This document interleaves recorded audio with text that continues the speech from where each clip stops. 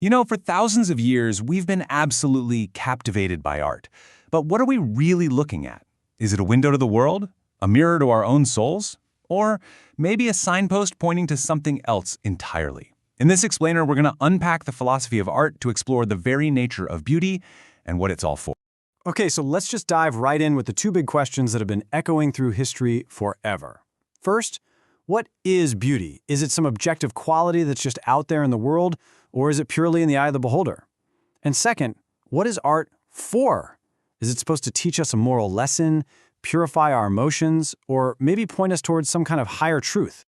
So, here's how we're going to break it down. We'll start with the science of beauty, which is called aesthetics. Then, we're going to take a trip back to ancient Greece to see what heavyweights like Plato and Aristotle had to say.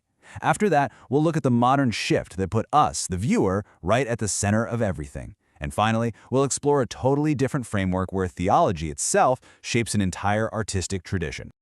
All right, so first things first, let's get our terms straight. When we talk about the philosophy of art, what we're really digging into is the field of aesthetics. The word aesthetics actually comes from the Greek word for perception or feeling. It officially became its own branch of philosophy back in the 18th century, and at its core, it's all about the relationship between a subject, that's you, the person looking, and an object, the artwork itself.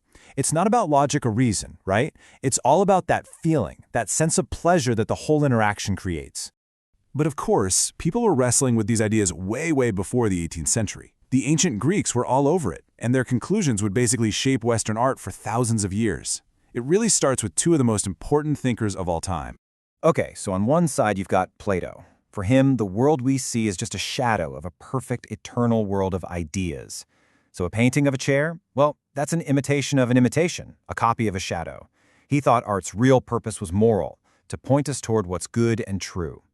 But then you've got his student Aristotle. He saw things differently. He thought art could actually complete what nature started. For him, beauty was all about harmony and order, and its purpose was deeply psychological. Now let's dig into this key concept from Plato, mimesis, which basically just means imitation. He argued that a craftsman making a bed is trying to copy the perfect idea of a bed. But an artist who then paints that bed, they're now 2 steps removed from the real thing. It's like a photocopy of a photocopy. And that's exactly why Plato was often pretty suspicious of art's power to trick us. But Aristotle, he had a completely different take on imitation. He came up with his brilliant idea of catharsis. The idea is that by watching a tragedy on stage, for example, the audience gets to experience powerful emotions like pity and fear, but in a totally safe space. This purges those feelings, and you walk away with a sense of relief and mental clarity. So for Aristotle, art isn't just a lecture. It's more like therapy. It's good for you. So for centuries, the whole debate was about the artwork itself. Is it a good copy? Does it have the right proportions? But then, in the modern era, everything started to shift. People started looking somewhere else entirely. And this is the huge shift I'm talking about.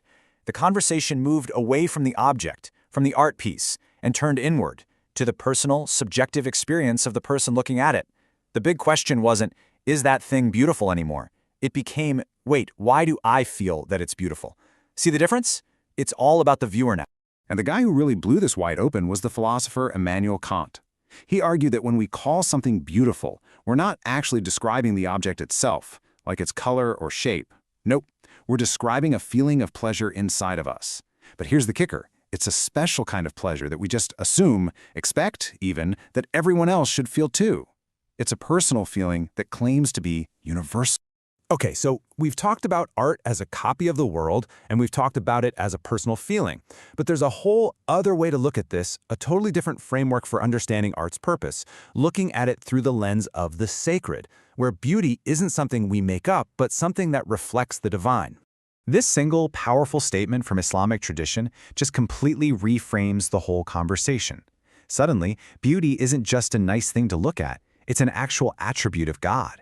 This one idea becomes the bedrock for an entire philosophy of art, where the goal isn't to copy the world, but to reflect a divine quality.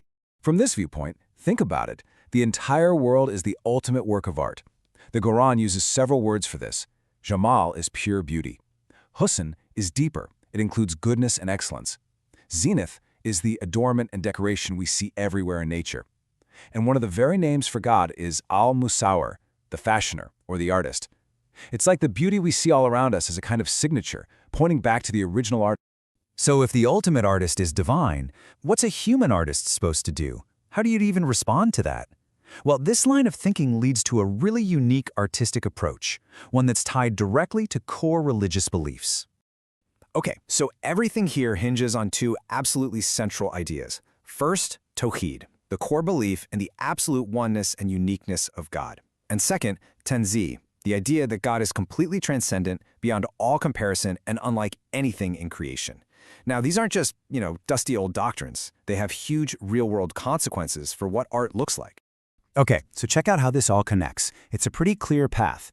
If you believe God is one, unique, and totally incomparable, well, then you obviously can't depict God in a physical, human-like form. That leads to a general prohibition on making images of figures, because you want to avoid any risk of idolatry. So the big question is, where does all that creative energy go? It gets channeled into abstraction. Artists find ways to express the infinite, not by drawing a picture of it, but by using forms that evoke it. Endless patterns, beautiful calligraphy, pure geometry. And what comes out of this is just this explosion of incredible art. Instead of painting people, artists perfect calligraphy, treating the written word as a sacred vessel. They create these breathtaking geometric patterns that feel like they could go on forever, suggesting infinity. This principle touches everything, from the grand scale of architecture to the intricate details of miniature paintings, which use stylized, non-realistic form. And all of this leaves us with a really fascinating question to chew on.